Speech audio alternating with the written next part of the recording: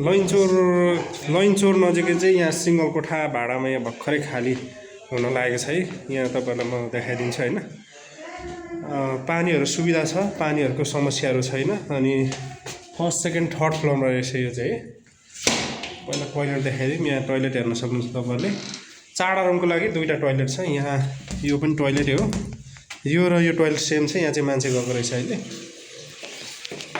यो हेर्न सक्नुहुन्छ। पानी कुनै समस्या छैन, पानी आउँछ। जुन ठाउँ यहाँ पनि रहेछ यो रहेको छ तपाईँको फर्स्ट सेकेन्ड थर्ड फ्लोरमा।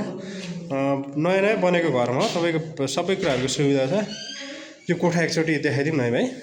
तल सर्ने होइन अब। ल यही नै हो कोठा चाहिँ। यो खाली हुन लागिरहेछ है। आज नभए भोलि चाहिँ उहाँहरू सर्दै हुनुहुन्छ तल। अनि 2टा झ्याल छ, एकदमै उज्यालो छ।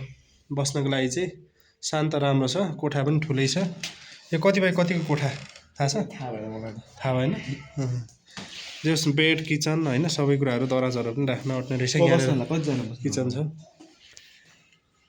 बस्ने 2-3 जना हुन्छ। केटा-केटी। ल कोठा चाहिँ यही नै रहेको छ। भाडा चाहिँ 8000 भन्नुपर्छ होइन। ल भाडा 8000 रहेको छ है। तपाईँहरूले हेरिहाल्नु हो। हवस्।